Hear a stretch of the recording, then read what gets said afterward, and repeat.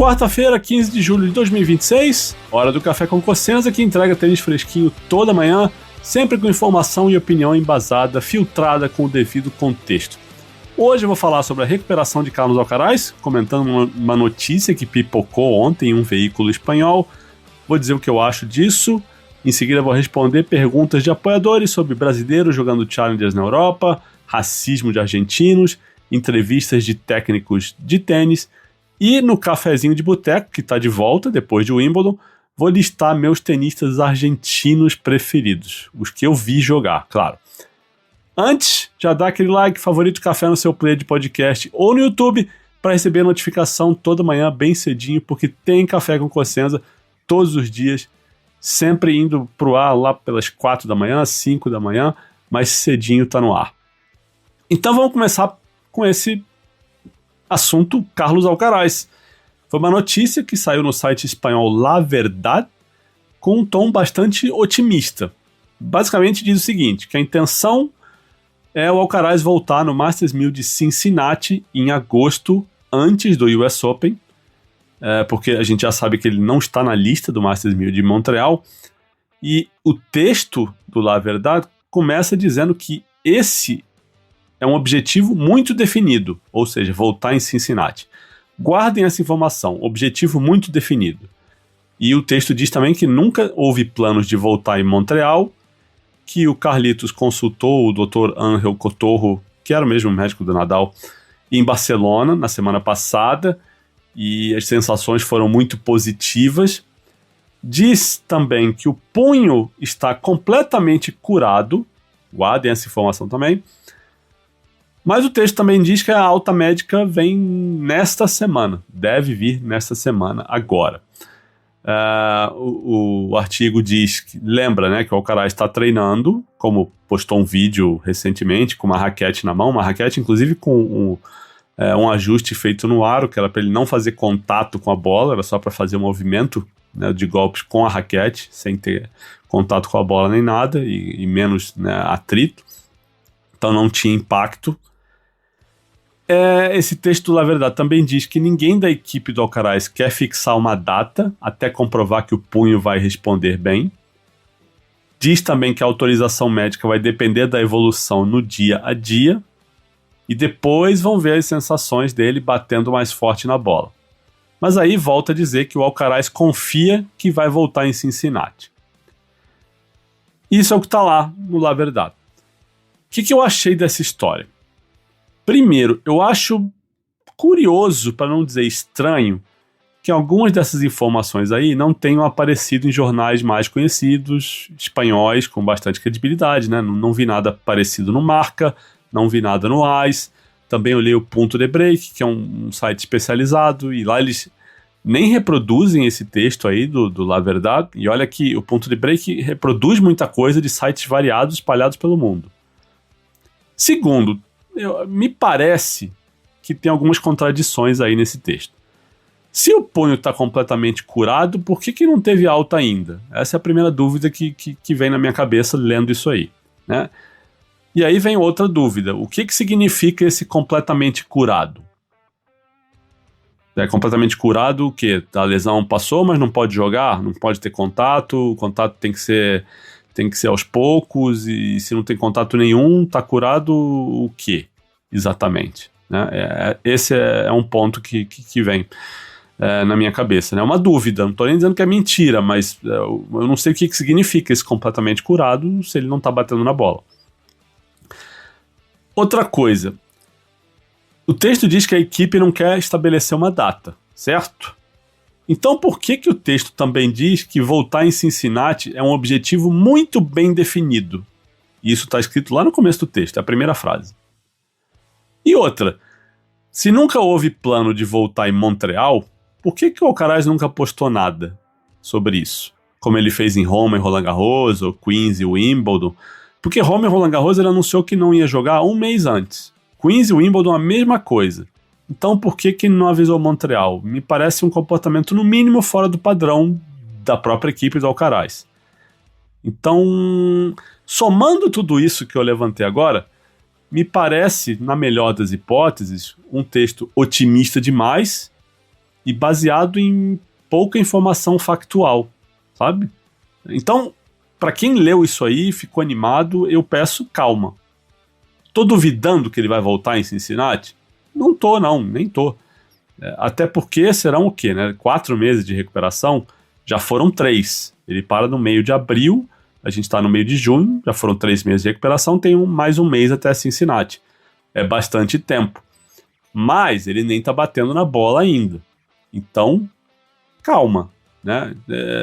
Eu não gosto de como esse artigo coloca os fatos, ou informações, ou, né, o que ele está colocando como informações, porque eu vejo contradições, né? Me parece algo para ser otimista ou para compensar, porque a notícia de que ele não está na lista de Montreal gerou um burburinho negativo do tipo, essa lesão é mais séria do que parecia e talvez ele fique fora do US Open. Então, me parece um texto do tipo, não, calma, ele vai voltar, tá tudo correndo de acordo com o planejado. Mas peraí, qual é exatamente o planejado?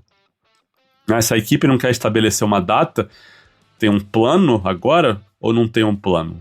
O que é um objetivo muito bem definido voltar em Cincinnati, então, se não tem data? Se ele nem bateu na bola ainda, se há dúvidas, né? Se vai depender das sensações que ele vai ter nos próximos dias. Se ele nem recebeu alta para treinar.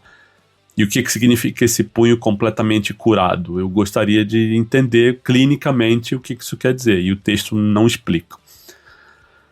Mas, como eu acho que o que o Sinner falou em Wimbledon é certíssimo, né? O tênis precisa do Alcaraz, o tênis sente falta do Alcaraz, então é óbvio que todo mundo quer que ele volte a competir, que ele volte bem, jogando solto, ganhando, encantando, como ele sempre faz, sempre fez. Então, acho que agora eu recomendo certa cautela e vamos esperar mais algumas informações, de repente vindo da própria equipe dele nos próximos dias, quem sabe, né? Ele posta alguma coisa, avisa, dá algo mais palpável, mais preciso para a gente analisar, para a gente comentar. Mas esse texto circulou bastante em veículos não espanhóis, o que me causa mais estranheza ainda, mas foi uma notícia que circulou bastante, até porque é relacionado ao Alcaraz, é uma notícia otimista e é justo que os sites por aí reproduzam. Mas me causa estranheza os sites espanhóis não reproduzirem. Ou pelo menos não apurarem, né, depois de ler, depois de ver esse artigo circular bastante, que ninguém tenha publicado nada sequer parecido. Tá? Mas vamos lá, gente, vamos pular direto para perguntas dos apoiadores. E lembrando, apoiadores são pessoas que contribuem mensalmente, financeiramente com o meu trabalho, todo mês, e em troca recebem conteúdo exclusivo. Isso é em áudio, em vídeo, em texto, áudios de tenistas, entrevistas em primeira mão, informações em primeira mão, análise de jogos em primeira mão, em áudio, logo depois que as partidas terminam, eu publico isso tudo, entra no mural do Apoia-se. Tem o nosso grupo de bate-papo exclusivo no Telegram.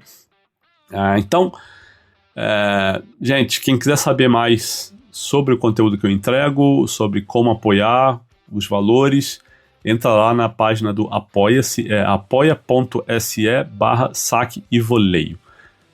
Ou manda uma mensagem para mim, pode ser no meu e-mail, que é ac@cosenza.org, ou uma DM no Instagram ou no Twitter. Eu vejo pouco Twitter hoje em dia, mas no Instagram eu tô sempre dando uma olhada no que pinta por lá. E respondo tudo, tá?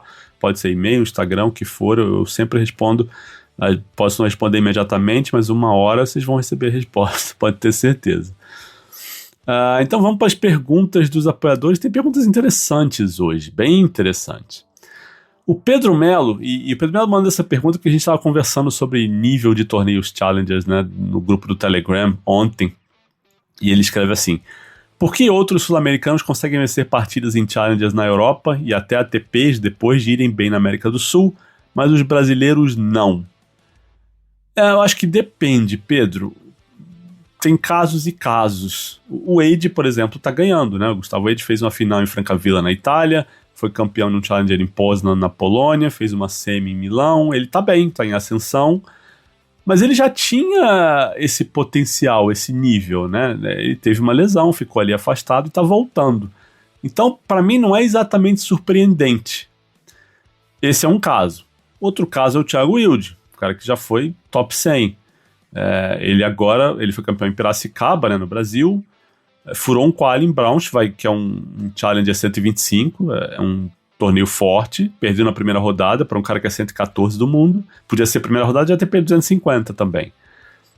Mas sim, o João Reis tem ganhado pouco, o Boscardin, se eu não me engano, tem 6 derrotas seguidas, Monteiro e Marcondes tentaram qualis de ATP essa semana e os dois perderam, não conseguiram furar.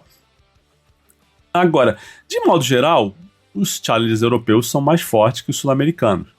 Tem exceções, mas de modo geral é assim. As exceções são normalmente quando você tem 4 challengers na Europa, 5 na mesma semana, às vezes acontece, e aí o nível dilui um pouco.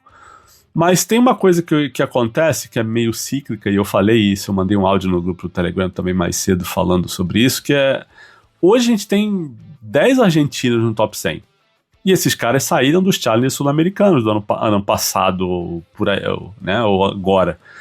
E aí o que acontece? Os challengers 50 daqui ficaram bem mais fracos. Então não tem mais Thiago Tirante, não tem mais Roman Burruchaga, não tem Começânia, não tem Carabelli, não tem Navone, não tem Romanel Cerúndolo. Todos esses caras, pelo menos eu lembro o Sauípe, por exemplo, era um 125, era um torneio forte. O 150, não lembro agora. O 175, talvez. Nossa, eu tô ficando maluco. Mas tava lá o Romanel Cerúndolo, o Navone tava, o Carabelli tava. Era um torneio bem forte. Mas ok, ali é um challenger de exceção, né? O mais forte que tem no Brasil, o torneio mais forte no Brasil depois do Rio Open. Só que esses caras não estão mais jogando nem os challengers mais fracos. E aí, depois do Dias Acosta, que é o Facundo Dias Acosta, que é 110 do mundo, os argentinos mais próximos são o Olivieri, que é 201, Federico Gomes 209, Lautaro Midon 213, Ficovich 224, Guido Justo 226. E aí esses challengers ficam menos complicados mesmo, né? E fica um gap de nível para a Europa. Se a gente pega a chave de Piracicaba, o Thiago Wilde era cabeça 3. E ele entra lá como, né, sei lá qual era o ranking dele.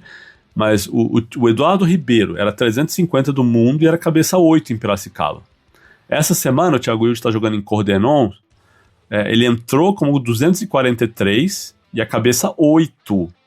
Tá? E nem é o challenger mais forte da semana, porque tem um de 75 na Holanda que fechou um pouco mais forte. Cabeça 8 lá, o João Reis, que entrou como 236 e perdeu na estreia. Então, tem essa diferença de nível. Os challengers na Europa são mais fortes. Até os tenistas de ranking inferior tem um nível competitivo considerável lá. Até porque eles estão ali na Europa, estão jogando torneios duros toda semana. Na América do Sul, às vezes você tem torneios que você consegue avançar 1, 2 rodadas ali sem muito problema. Agora, quando você fala que assim, outros sul-americanos vencem, né, challengers na Europa e até ATPs depois de irem bem na América do Sul. Tem caso a caso também, eu acho que aí. Eu não olhei tanto os resultados do sul-americano nessas últimas semanas, porque tem o Wimbledon e eu fico muito concentrado no Wimbledon, mas, por exemplo, o Delien ganhou 75 na Itália semana passada, né? O Hugo Delien. Ele já foi 64 do mundo, então não é exatamente algo absurdo ele ganhar um 75, né? O Dias Acosta, que já foi 50 do mundo, ganhou um 75 em Milão. Foi vice em Poznan, né? Ele perdeu a final pro Wade. O Baez, que ganhou o Prosteyov agora, já foi top 20. Tá num momento diferente. Mas também não chega a ser surpreendente ele ganhar um Challenger. Então, acho que tem casos e casos e momentos e momentos. Mas o que eu digo, de modo geral, é isso. Tem um salto de nível quando você sai dos Challengers 50, 75, que seja na América do Sul, para jogar uns 50 e 75 na Europa. Né? Até porque tem mais gente jogando lá e quando os sul-americanos vão, aí os torneios ficam mais fortes ainda. O Rui Mendes perguntou assim: os argentinos estão sendo muito criticados pelo mau comportamento e racismo na Copa do Mundo. Os tenistas argentinos e torcedores argentinos do tênis também têm esse problema? Algum torcedor argentino já imitou um macaco para um tenista brasileiro afrodescendente que tenha jogado por lá, como Thiago Monteiro, Júlio Silva ou outro? Essa resposta tem camadas, Rui. Primeiro que me incomoda usar esse argumento para torcer contra a Argentina na Copa, viu? Não é o que você está colocando, mas eu tô colocando que eu tenho visto isso pelas redes. Porque, cara, racismo tem em todo lugar, infelizmente. No futebol, fora do futebol. E se a gente for procurar motivo para torcer contra um país ou outro país, e eu não torço especialmente pela Argentina no futebol, mas se a gente for procurar motivo antropológico, sociológico, socioeconômico, político, o que quer que seja, a gente acha um monte. Qualquer país, né? A gente pode voltar lá para a Idade Média, tem um monte de guerra, tem conflito, tem escravidão, etc. Tem muita coisa. Agora, entrando mais na sua pergunta, eu não lembro agora de nada específico de argentino contra Júlio Silva ou Thiago Monteiro. Não sei se teve naquela Copa Davis que o Feijão fez aquele jogo longo contra o Leonardo Maia. O que eu lembro foi o Kohler, ele era austríaco, né? Ou era alemão? Não lembro agora o Kohler, qual era a nacionalidade do Kohler. Chamando o Júlio Silva de macaco. Num torneio, e foi... O Kohler era austríaco, tá? Tô conferindo aqui agora. Ele chamando o Júlio Silva de macaco num torneio, inclusive imitando o gesto de macaco. Foi bem feio, essa história foi muito pesada. E eu fiz essa entrevista com o Júlio Silva. Eu lembro que eu conversei com o Júlio Silva no Challenger de Campos do Jordão. Isso deve ter sido, sei lá, 2008, 2009, tem bastante tempo. O Kohler acabou banido do tênis, não lembro se em 2011, 2010, mas é engraçado porque tinha um movimento de alguns tenistas reclamando para a ATP dele consistentemente, porque ele falava muita coisa, inclusive botavam tenistas que falavam alemão do lado da quadra para ouvir as coisas que o Kohler, para entender as coisas que o Kohler falava, porque ele sempre fazia essas ofensas em alemão, para as pessoas não entenderem. Então teve caso de tenista que falava alemão, que ficou na beira da quadra ouvindo o que ele falou e foi relatar para árbitro, enfim, algumas histórias assim cabeludas do Kohler. Só que ele foi banido por corrupção, né? Ele foi o primeiro tenista banido pelo resto da vida por causa de corrupção, né? E ele nem, se eu não me engano, ele nem chegou a vender jogos por conta própria, mas ele era o cara que aliciava, que procurava tenistas e fazia propostas. Acho, e aqui é a opinião minha, não é nada concreto, que o histórico que ele tinha de mau comportamento pesou nessa decisão de bani-lo do esporte, tá? Mas sobre argentinos especificamente, assim, contra brasileiros, eu não lembro, Rui. Provavelmente alguém vai ouvir esse podcast e vai me contar alguma história, até porque o podcast está sendo ouvido por bastante gente do tênis e, né, pessoas que já foram a torneios fora do país, já foram a Buenos Aires ou que já viram Copas Davis com argentinos. Provavelmente alguém vai ter uma história para contar. Pergunta do André Vargas. Após o título de Wimbledon, eu vi que o Darren Cahill e o Simone Vagnosi deram uma coletiva. Por que isso não é normal no tênis? Normalmente os treinadores não se expõem muito na frente dos microfones e a pressão fica toda no jogador de dar suas explicações na vitória ou na derrota. Talvez para o torcedor comum não faça sentido, mas imagino que para o jornalista teria muito valor poder ouvir o treinador de vez em quando, sem passar pela burocracia de marcar uma entrevista. Então, essa burocracia existe de uma maneira ou de outra, André. O que muda é o tipo de burocracia, o caminho que a gente tem que usar para chegar no técnico.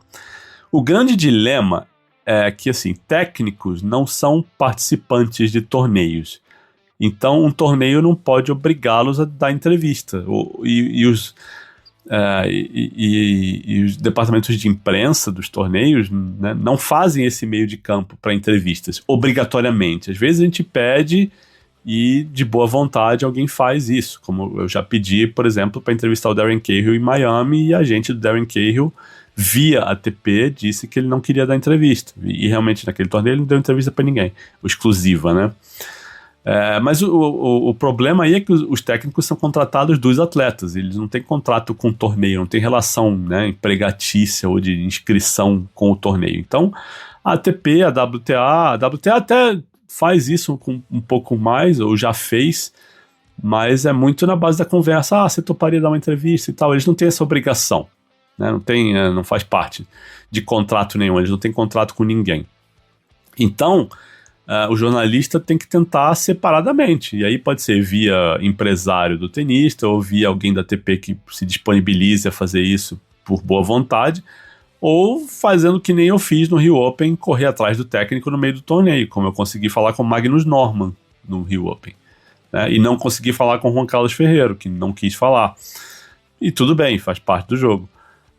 Mas é legal quando os slams, né, convencem um técnico aqui, outro ali, a falar, a sentar na mesa e conversar, porque eles têm muita coisa valiosa para passar.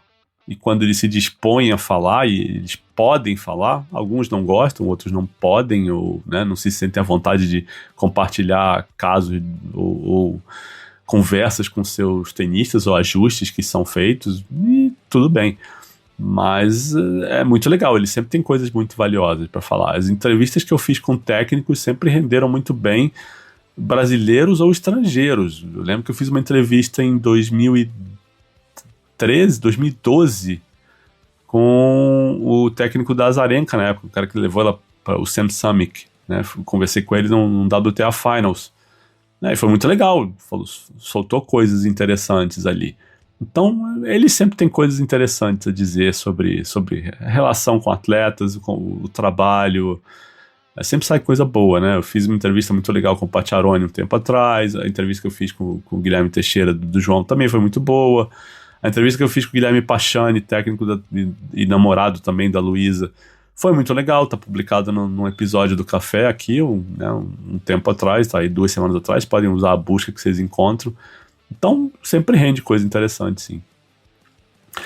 A última pergunta que tá aqui é do Rui Mendes. Ele escreve assim: nesses anos todos acompanhando o tênis, qual o papel, a seu ver, da manutenção ou perda da confiança no desempenho dos jogadores? Muitas vezes um problema psicológico, até mesmo mental, que estaria prejudicando o desempenho de um tenista, não seria, na verdade, a perda da confiança? Acho que não dá para misturar ou botar tudo no mesmo saco, Rui.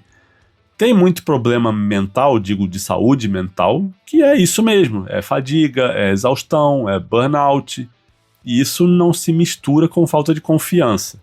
Às vezes, um provoca o outro, nem sempre.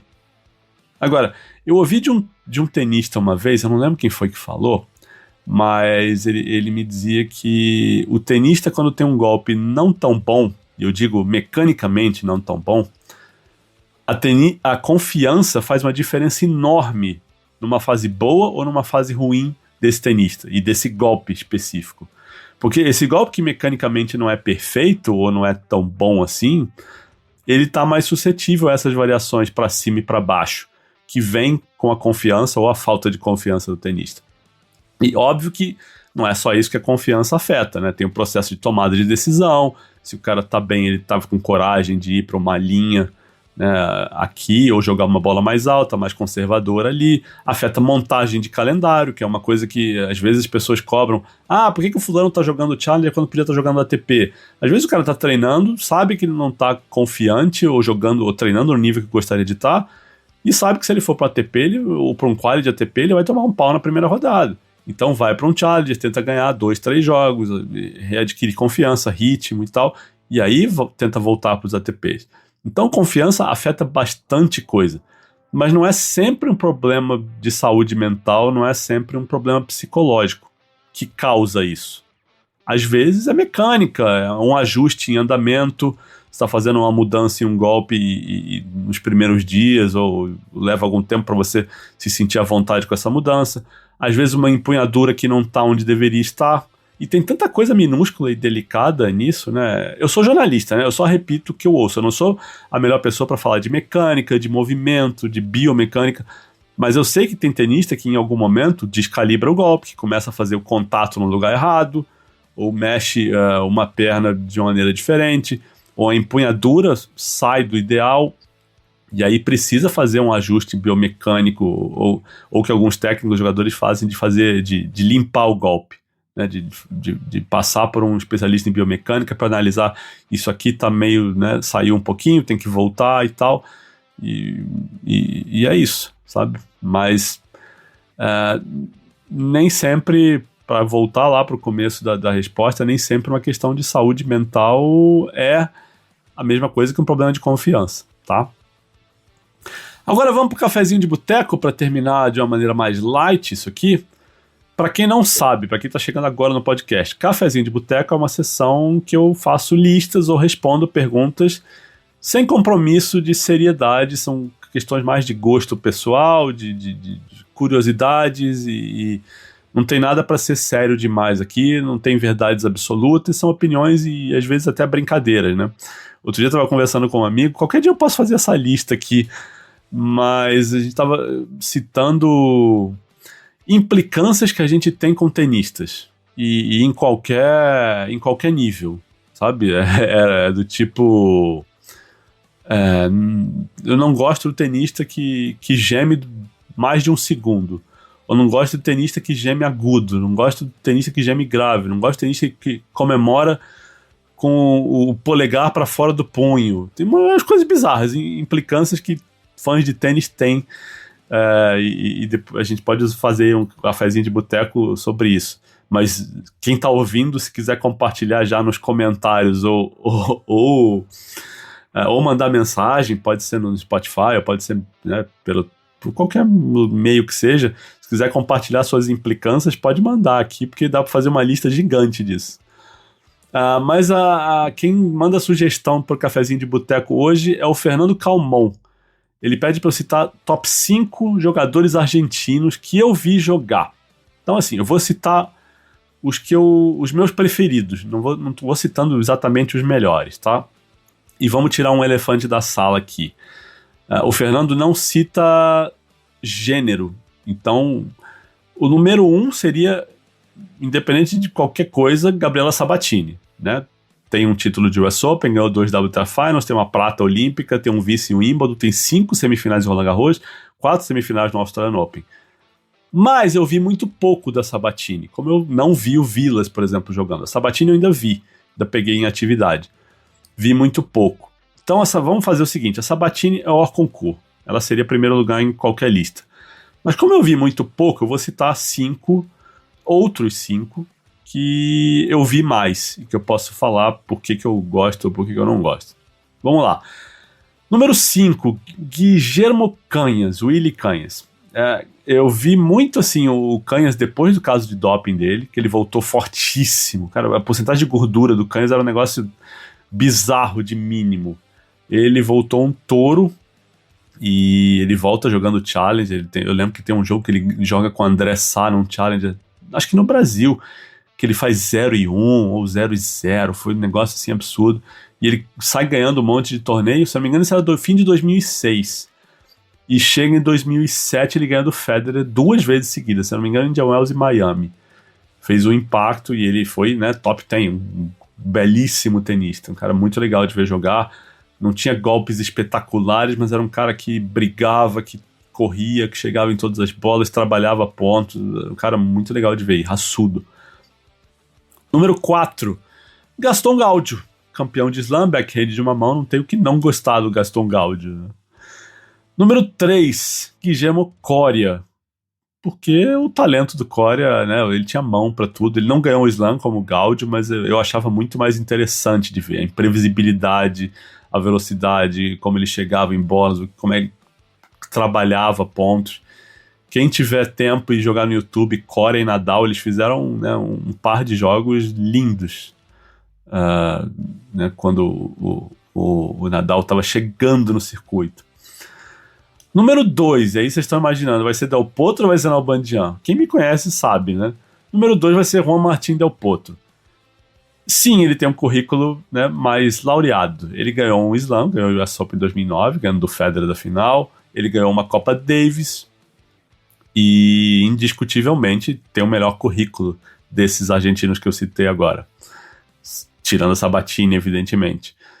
E era muito legal de ver, era um cara simpático, ainda um cara simpático, né, claro, mas tinha uma direita espetacular. O tênis do Del Potro era apaixonante. E ele tinha uma coisa muito legal, que ele não se intimidava com nada, né? Ele entrava para jogar contra o Nadal, contra o Djokovic, contra o Federer, ele não tremia. Isso era, cara, fantástico. Então, lembro dele jogando no Rio, Olimpíada, e, cara, muita gente torcendo pra ele, muitos brasileiros torcendo pra ele. Ele era esse cara que estava acima da rivalidade Brasil-Argentina, que era fantástico de ver. Então, Del Potro, putz, sei nem o que falar do Del Potro mais. E número 1, Davi Nalbandian. Todo mundo sabe, eu sempre fui fanzaço do Nalbandian. Assim, não é o cara mais simpático do mundo, Del Potro é um cara muito mais agradável do que o Nalbandian, mas o Nalbandian, eu era apaixonado pelo Nalbandian, vendo ele jogar, a facilidade com que ele batia na bola, o backhand, a devolução de backhand, mas o que ele fazia com o backhand, ele tinha slice, ele sabia jogar na rede. Não tem um título de slam, ele fez uma final de Wimbledon, perdeu pro Leighton Hewitt.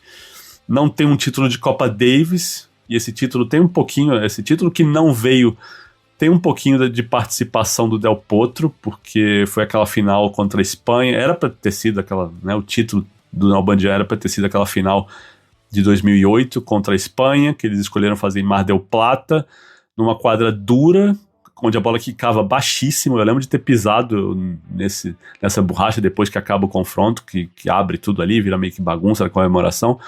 A bola não quicava, era muito baixo, assim, e foi uma quadra montada para eles enfrentarem o Nadal, para tirar o Nadal do saibro. Só que o Nadal se lesionou no fim de 2008, não jogou, e a Espanha foi com Feliciano Lopes e Fernando Verdasco jogar simples. E Davi Ferrer, né? O Nalbandian dá uma surra no Ferrer no primeiro jogo, 3-7-0, assim, inapeláveis.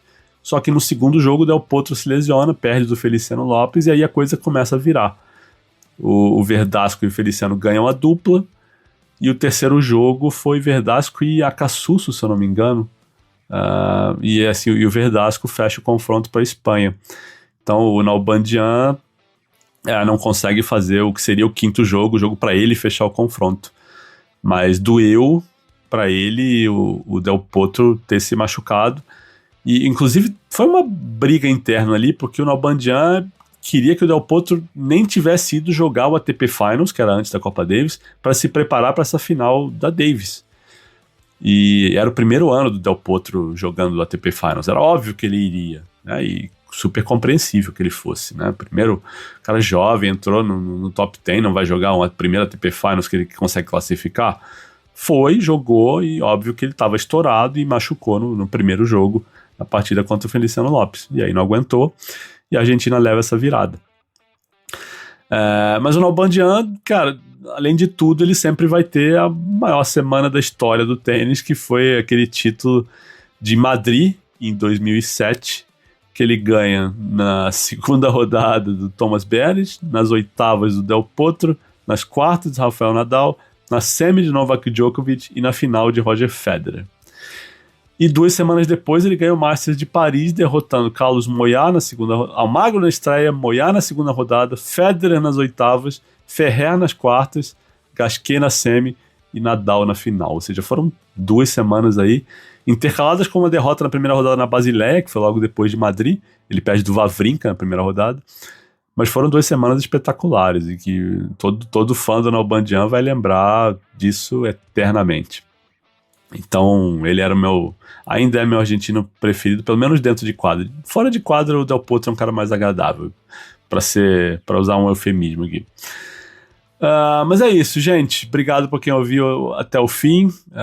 Façam o algoritmo rodar. Se vocês estão gostando, compartilhem com os amigos, passem adiante, comentem, curtam e sigam ouvindo. Voltem sempre, beleza? Uma ótima quarta-feira para todo mundo. Um abraço.